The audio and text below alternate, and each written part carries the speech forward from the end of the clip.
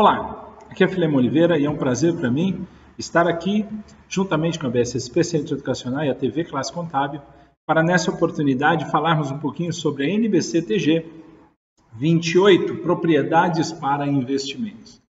Essa norma contábil que ela tem a intenção de segregar qual que é a propriedade para uso próprio, a propriedade para o investimento e também, eventualmente, a propriedade utilizada em estoque quando estas forem unidades fabricadas para venda. Enfim, produzidas para venda. Enfim, a NBC-TG 28, ela trata exclusivamente da propriedade para investimentos. Então, nesse contexto, vamos aos conceitos que ela traz. Primeiro, o alcance dessa norma. Primeiro, ela tem um alcance de propriedades que são reconhecidamente para investimentos, que ela é diferente daquela propriedade que eu tenho para utilização, por exemplo, para a unidade produtiva, para a unidade administrativa e afins. Tá?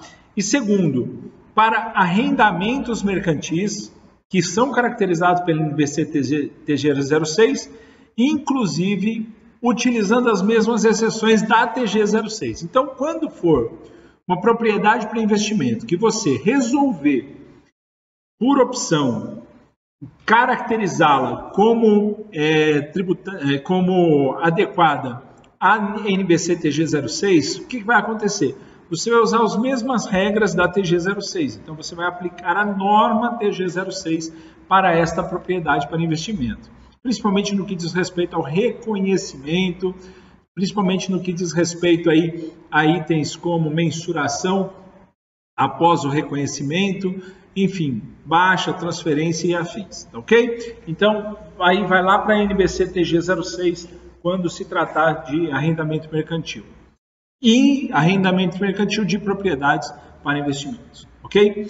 Então, continuando aqui, quais os termos utilizados? Valor contábil é o valor que de fato é mensurado nessa propriedade para investimento. Naturalmente, o valor contábil é um valor que está escriturado. Tá?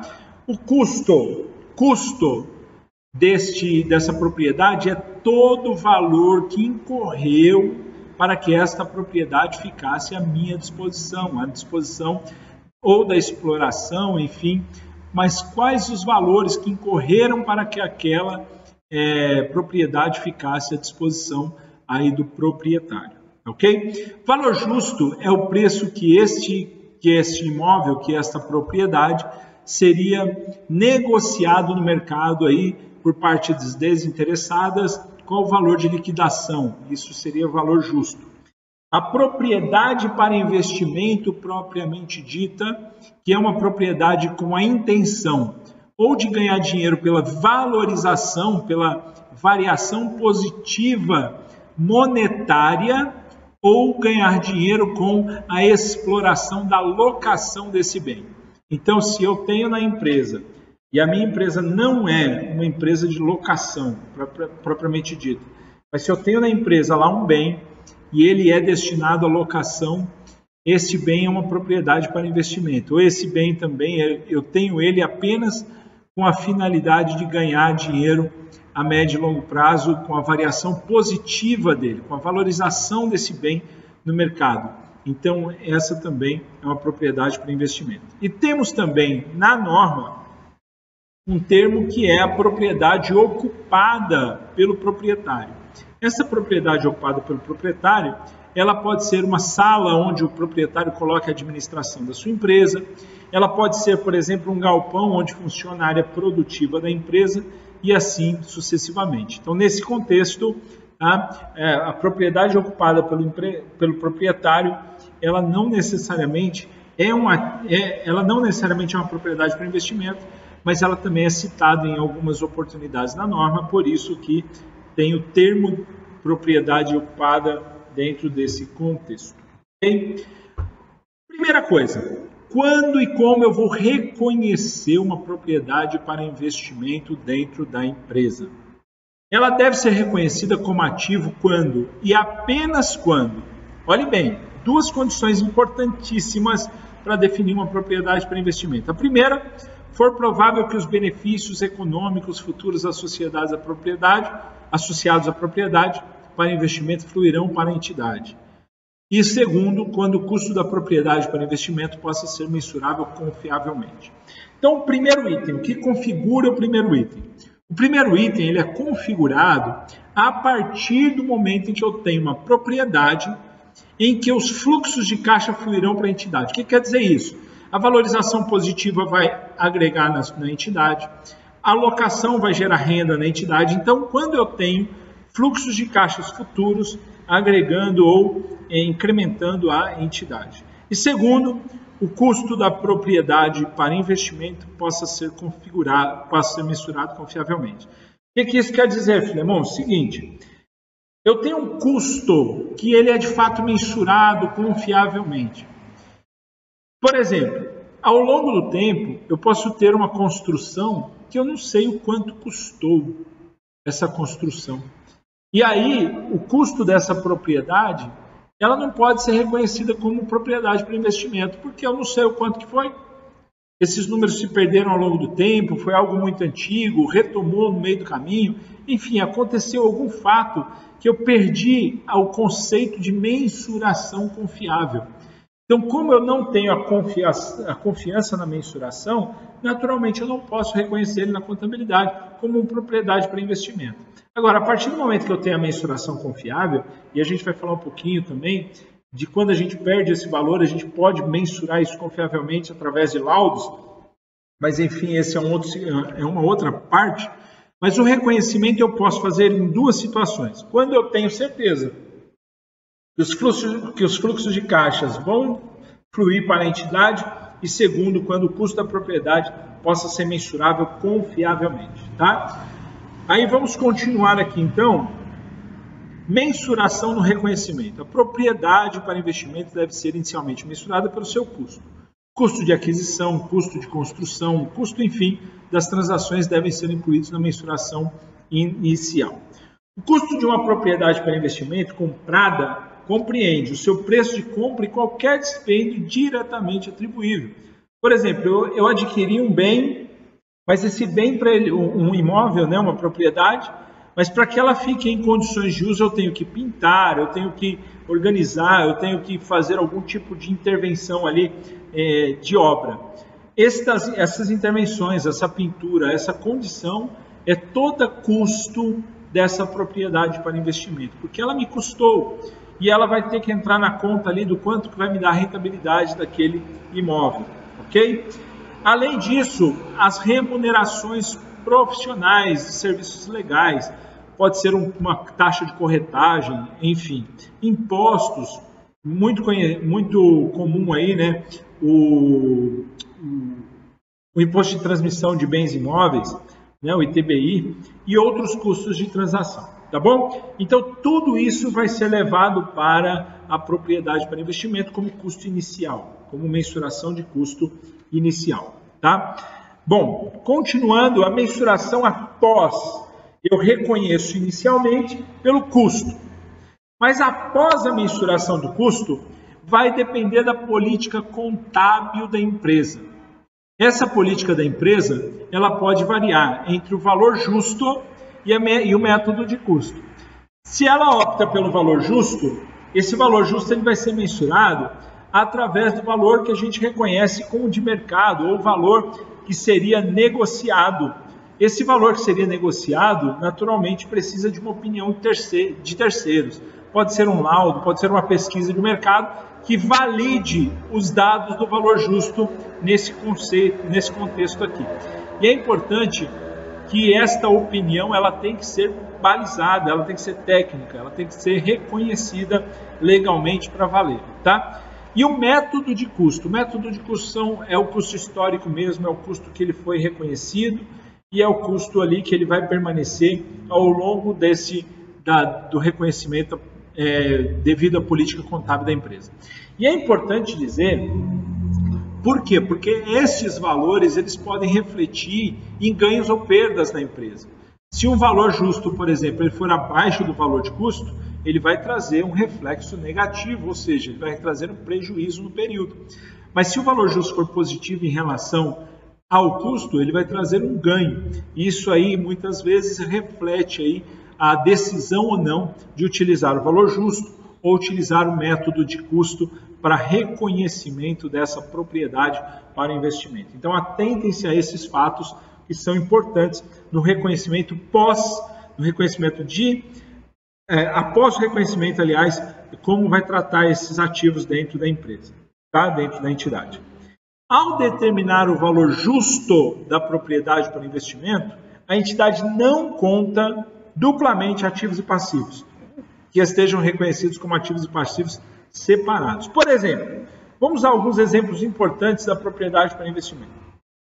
Equipamento, tal como elevador ou ar-condicionado, é muitas vezes uma parte integrante do edifício e está geralmente incluído no valor justo da propriedade para investimento, não sendo reconhecido separadamente no ativo imobilizado. Então, se eu tenho a compra de um bem, de um imóvel, um prédio que tem ali o elevador, que tem o ar-condicionado, e eu não fiz essa contabilização em separado, ele é parte integrante desse bem como um todo. Portanto, ele vai todo inteirinho para a conta de propriedade para investimento, para ser mensurado na sua totalidade. Já que, se alguém alugar aquele imóvel, naturalmente eu não vou tirar ali o elevador ou cobrar um aluguel exclusivamente pelo elevador. O aluguel vai ser do imóvel como um todo, do equipamento todo, da unidade toda funcionando. Então, por esse sentido, não sendo reconhecido separadamente como ativo imobilizado. Se o escritório for arrendado mobiliado, o valor justo do escritório inclui geralmente o valor justo da mobília. Então, por quê? O lucro das rendas se relaciona com o escritório mobiliado, não sem mobília. Quando a mobília for incluída no valor justo da propriedade para investimento, a entidade não reconhece a mobília como ativo separado. Então, nesse caso, complementando inclusive o que temos lá na NBC-TG 06, o escritório ele vai ser arrendado na totalidade. E a mobília está junto daquele pacote, ela vai ser reconhecida como propriedade para investimento dentro também de uma forma integral. Ela não vai ser reconhecida separadamente como ativo separado, porque o item de receita ele está ligado à mobília toda, junto com o imóvel. O valor justo da propriedade para investimento exclui o lucro de arrendamento operacional acrescido ou pago antecipadamente, porque a entidade reconhece como passivo ou ativo separado.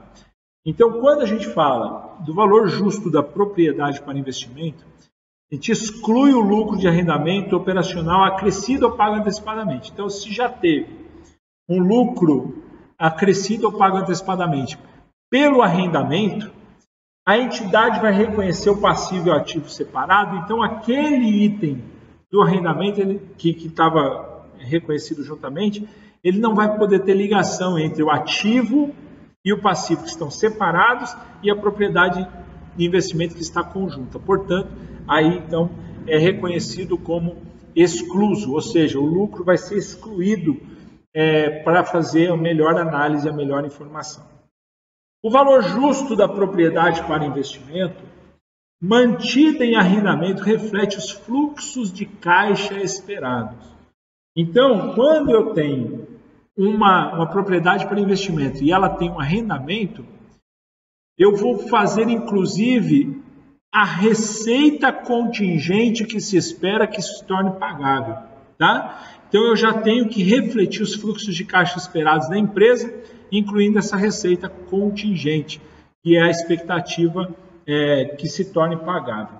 Isso é importante para que a gente possa reconhecer, de fato, o quanto aquela entidade, o quanto aquela unidade que está arrendada, aquela propriedade para investimento, ela está retornando para a sociedade, para a entidade. Tá? Então, isso aí precisa de ser contabilizado de forma separada.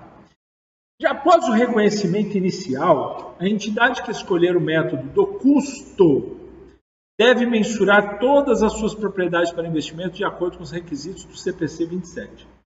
Por quê? O CPC 27, ele trata de imóveis, né, de imóveis. E aí, para esse método, exceto aquelas que satisfaçam os critérios de classificação como mantidas para venda, Se as minhas propriedades para investimento forem 100% mantidas para venda, aí tem uma finalidade diferente, porque ele vai para o CPC 31. Mas se ele não for propriedade mantida para venda, ele tem que ficar no CPC do imobilizado, que é o CPC 27. Tá? Então, nessa situação, nós temos que identificar os critérios. Então, se você tem uma propriedade para investimento, a pergunta a se fazer é: eu tenho para venda? Tenho. Então, CPC 31. Eu tenho para venda? Não, só para locação ou para variação positiva. Então, CPC 27. Para saber se você vai aplicar qual o método de mensuração e reconhecimento posterior e assim sucessivamente, para que sejam aí a melhor informação contábil. Ok? Essa é a pergunta que tem que fazer. As propriedades para investimentos que satisfaçam os critérios de classificação como mantidas para venda, ou que estejam incluídos em grupo para alienação que esteja classificado como mantido para venda, devem ser mensuradas de acordo com esse pronunciamento, que é o CPC 31. Tá? Bom, a entidade, por sua vez, deve transferir a propriedade para ou de propriedade para investimento quando e apenas quando houver alteração de uso. Como funciona isso, Lemon? A empresa, ela tinha ali uma sala. Ela resolveu descontinuar a operação administrativa da sala e resolveu colocar essa sala como disponível para locação. Nesse caso, essa sala tem que ser retirada, ela tem que ser desqualificada como ativo imobilizado lá e ela vai para o grupo de propriedades para investimentos. Por quê? Porque ela teve uma alteração de uso, tá? Ela teve uma alteração de uso. A alteração de uso ocorre quando a propriedade atende ou deixa de atender a definição de propriedade para investimento. Exemplo, eu tinha uma sala que era de locação, estava na minha propriedade para investimento, a sala é finalidade de locação. No entanto, esta sala eu vou usar no administrativo da empresa. Não vou mais disponibilizar ela para locação, minha equipe cresceu, eu preciso de um local e vou usar ela. Essa sala, ela tinha uma finalidade de locação e agora ela tem uma finalidade de utilização própria. Acabou a finalidade ali e, portanto, alterou a definição de propriedade para investimento. Nesse caso especificamente, nós vamos ter a evidência para poder reconhecer como alteração de natureza. Ela sai de propriedade de investimento e propriedade para investimento e vai para o imobilizado. Tá? Apenas a alteração nas intenções da administração para o uso da propriedade não fornece evidência da alteração do uso. Exemplos que podem ser evidentes da alteração de uso: início da ocupação pelo proprietário ou de desenvolvimento com vista à ocupação pelo proprietário para transferência de propriedade para investimento para a propriedade ocupada pelo proprietário.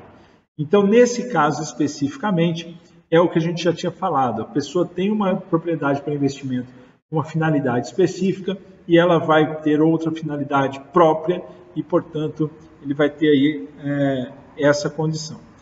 Início de desenvolvimento com o objetivo da venda para transferência de propriedade, para investimento, para estoque. Aí, nesse contexto, início do desenvolvimento com objetivo de venda, ele vai sair do propriedade para investimento e vai ser para ativo mantido para venda, ativo lá no CPC 31. Então, eu tenho que sair... aliás, a transferência aqui é para estoque, tá? Então, para o estoque, para venda, tá? Fim da ocupação pelo proprietário para transferência de propriedade ocupada pelo proprietário para propriedade de investimento. Então, é o contrário do que está lá no item A. No item A, nós temos o proprietário tinha uma sala para locação, deixou de ter a sala para locação para ter um imobilizado. No item C, nós temos um imóvel que está usado pelo proprietário, mas que ele deixa de usar aquele imóvel para disponibilizar para locação. Então, ali ele tem justamente a diferença entre o A e o C. Começo de arrendamento operacional para outra entidade, para transferência de estoques para propriedade para investimento. Então, nesse caso, quando nós temos, por exemplo, uma unidade em estoque, eu tenho uma sala no estoque, uma propriedade ali para investimento em estoque. Inicialmente, ela não é propriedade para investimento, ela é estoque. Essa sala eu vou tirar do estoque e vou fazer um arrendamento, eu vou locar, eu vou ter uma finalidade lucrativa com ela, sem alterar a propriedade. Nesse caso, eu vou tirar do estoque e levar para propriedades para investimento.